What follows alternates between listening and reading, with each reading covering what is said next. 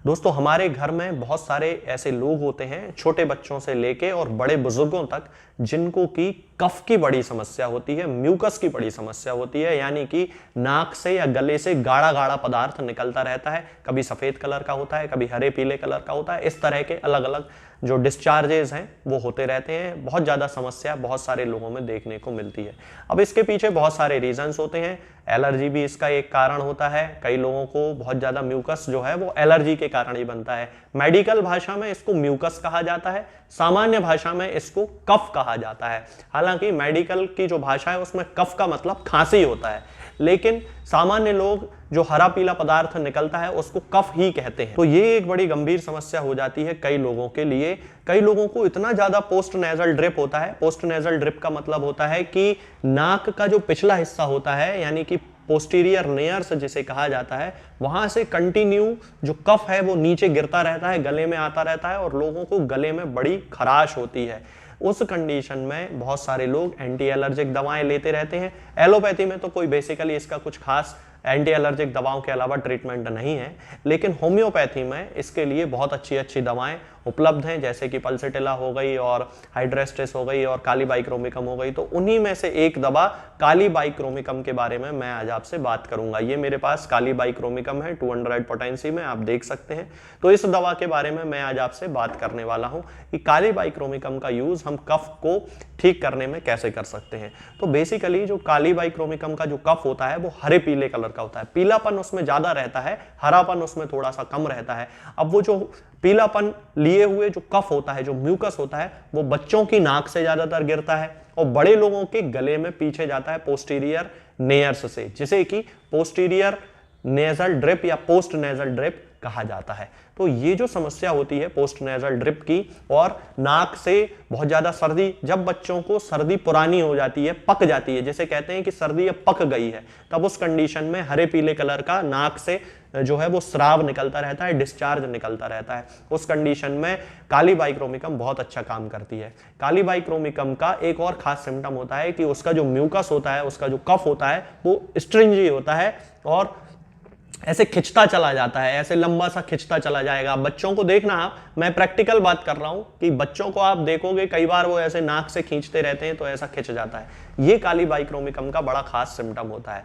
Posterior nasal drip या post nasal drip जिसे कहा जाता है, उस केस में भी जो म्यूकस होता है वो हरे पीले कलर का ही होता है और बहुत सारे लोगों को खराश आती रहती है, वो खांसते रहते हैं और वो कफ बाहर थूकते रहते हैं। तो उसमें आप देखना कि कफ का जो रंग रहेगा वो भी हरा पीला ही रहेगा, क्योंकि वो भी पका हुआ कफ ही रहता है, पका हुआ म्यूकस रहता है। तब उस कंडीशन में भी हम काली बाइक्रोमिकम का यूज कर सकते हैं। इसके अलावा साइनस के पुराने केसेस, जिनमें कि साइनोसाइटिस जिस बीमारी को कहा जाता है, उसके पुराने केसेस, खास तौर से फ्रंटल साइनोसाइटिस या फ्रंटल साइनस के जो पुराने केसेस होते हैं, उनके लिए भी बहुत अच्छी दवा होती है। काली बाइक्रोमिकम के जो पेशेंट होते हैं उनको यहाँ पे रूट ऑफ द नोज पे, यहाँ पे उनको दर्द की बहुत ज्यादा शिकायत होती है और बहुत ही ज्यादा तकलीफ होती है उनको। यही जो दर्द होता है वो फिर धीरे धीरे या तो लेफ्ट साइड में आ जाता है या राइट साइड में आ जाता है, मतलब या इस तरफ चला जाएगा या इस तरफ चला जाएगा, तो दोनों में से किसी भी तरफ। अब वो जो दर्द होगा वो आंख में भी दर्द होने लगता है। इन सारी कंडीशंस में, चाहे वो आपका क्रॉनिक साइनोसाइटिस हो, चाहे वो आपका पोस्टीरियर नेजल ड्रिप या पोस्ट नेजल ड्रिप हो, या फिर किसी बच्चे को सर्दी जुकाम बहुत पुराना हो गया हो और हरे पीले कलर का नाक से गाढ़ा गाढ़ा डिस्चार्ज हो रहा हो, खांसी में जो बलगम निकल रहा हो वो बलगम हरे पीले कलर का हो। होम्योपैथी में या मेडिकल भाषा में कफ का मतलब होता है खांसी, लेकिन जनरल जो आप लोग बोलते हैं वो कफ मतलब होता है बलगम। तो बलगम की समस्या के लिए होम्योपैथी में काली बाइक्रोमिकम बहुत ही अच्छी मेडिसिन है। इसके साथ में हाइड्रेस्टिस कैनाडेंसिस भी यूज की जाती है, लेकिन उसके जो सिम्टम्स होते हैं वो अलग होते हैं। तो काली बाइक्रोमिकम का यूज हम इन सारी कंडीशंस में कर सकते हैं। जिन लोगों को बहुत ज्यादा बलगम बनता है, बहुत ज्यादा कफ बनता है और नाक में कफ उनका जमा रहता है, पपड़ी जैसी जम जाती है, निकलते नहीं बनता है, और जब निकलता है तो लंबा लंबा धागे जैसा निकल जाता है, तब उस कंडीशन में काली बाइक्रोमिकम का यूज हमें जरूर करना चाहिए। ये मेरे पास काली बाइक्रोमिकम है, आप लोग देखना चाहें तो देख सकते हैं। अब इसकी पोटेंसी की यदि हम बात करते हैं तो दोस्तों 30 पोटेंसी में हमें इसकी शुरुआत करनी चाहिए। और काली बाइक्रोमिकम की 30 पोटेंसी की 2 बूंद सुबह, 2 बूंद दोपहर में और 2 बूंद शाम को पहले 8 दिन तक ले लें, उसके बाद अगले 15 दिन के लिए इसकी 30 पोटेंसी की 2 बूंद सुबह और 2 बूंद शाम को लेना शुरू कर दें। धीरे धीरे आपके शरीर में चेंजेस आएंगे। कफ का बनना एकदम से बंद नहीं होगा, धीरे धीरे बंद होगा। बलगम का जो बनना है वो धीरे धीरे बंद होगा, धीरे धीरे आपको आराम मिलता चला जाएगा और फिर पूरा जो बलगम है वो पूरी तरह से निकल जाएगा और आपको बहुत ज्यादा आसानी हो जाएगी सांस लेने में। बहुत सारे लोगों को बलगम के कारण नाक बंद हो जाती है, सांस लेते नहीं बनता। उस कंडीशन में भी काली बाइक्रोमिकम का यूज हम कर सकते हैं, बहुत अच्छी मेडिसिन है। तो दोस्तों ये मेडिसिन जो है काली बाइक्रोमिकम, ये आपको किसी भी होम्योपैथिक मेडिकल स्टोर पे मिल जाएगी। होम्योपैथी वाले मेडिकल स्टोर पे मिलेगी, एलोपैथी वाले पे नहीं मिलेगी। आज के इस वीडियो में फिलहाल इतना ही। आगे के वीडियोस में हम बात करेंगे कुछ नई बीमारियों के बारे में और उनकी होम्योपैथिक दवाओं के बारे में। तब तक के लिए जय हिंद, जय भारत। दोस्तों, होम्योपैथिक दवाओं को खाने का सबसे अच्छा तरीका होता है कि हम हमेशा खाली पेट इन दवाओं को खाएं। जिन दवाओं को दिन में केवल एक बार खाना है, उन्हें सुबह खाली पेट खा लेना चाहिए। मुंह में अच्छे से कुल्ला करके, गार्गल्स करके मुंह को साफ कर लेना चाहिए और उसके बाद हमें होम्योपैथिक दवाई खा लेना चाहिए। जिन दवाओं को दिन में 2 बार या 3 बार या 4 बार खाना होता है, उन दवाओं को खाली पेट खाने का मतलब होता है कि हम उन दवाओं को खाने के लगभग आधे घंटे पहले या फिर 2 से ढाई घंटे बाद ही खाएं।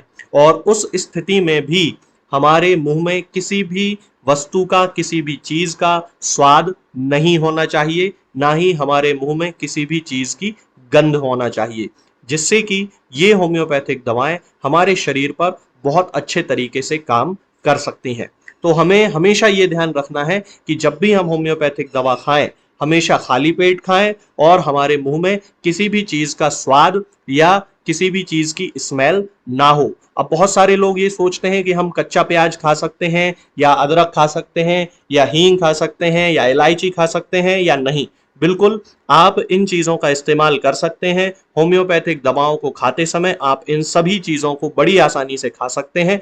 बस याद ये रखना है कि जब भी आप होम्योपैथिक दवा खाएं, इनमें से किसी भी वस्तु का, किसी भी चीज का स्वाद आपके मुंह में ना हो। यानी कि जब भी आप इन्हें खाएं तो इनके खाने से या तो आधे घंटे पहले होम्योपैथिक दवा खा लें या फिर इन्हें खाने के 2-2.5 घंटे बाद, जब कि आपने मुंह में अच्छे से कुल्ला कर लिया हो, अच्छे से गार्गल्स कर लिए हो, तब इन होम्योपैथिक दवाओं को खाएं। तो आपको हमेशा होम्योपैथी के सबसे अच्छे रिजल्ट देखने को मिलेंगे। लोग गलती यही कर देते हैं कि वो प्याज खाना छोड़ देते हैं, कच्चा प्याज, लहसुन, अदरक, हींग सब खाना छोड़ देते हैं, लेकिन फिर भी उनको मुंह में सफाई ना होने के कारण होम्योपैथिक दवाओं का अच्छा रिजल्ट देखने को नहीं मिलता है।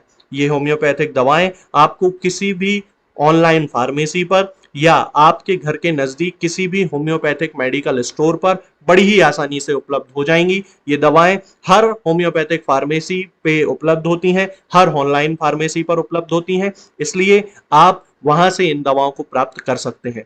निरामय होम्योपैथी क्लिनिक से ना ही किसी मरीज को कोई दवा बेची जाती है और ना ही कोई दवा भेजी जाती है।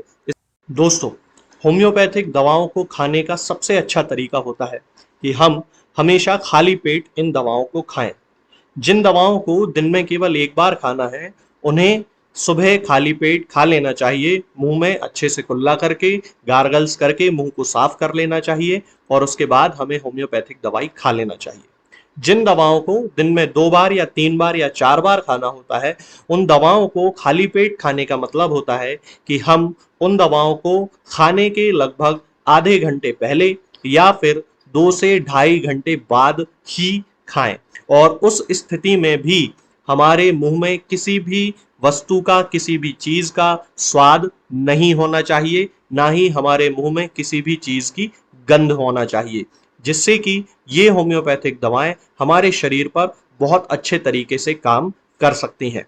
तो हमें हमेशा ये ध्यान रखना है कि जब भी हम होम्योपैथिक दवा खाएं, हमेशा खाली पेट खाएं और हमारे मुंह में किसी भी चीज का स्वाद या किसी भी चीज की स्मेल ना हो। अब बहुत सारे लोग ये सोचते हैं कि हम कच्चा प्याज खा सकते हैं या अदरक खा सकते हैं या हींग खा सकते हैं या इलायची खा सकते हैं या नहीं।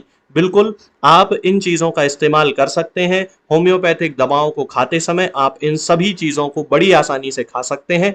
बस याद ये रखना है कि जब भी आप होम्योपैथिक दवा खाएँ, इनमें से किसी भी वस्तु का, किसी भी चीज़ का स्वाद आप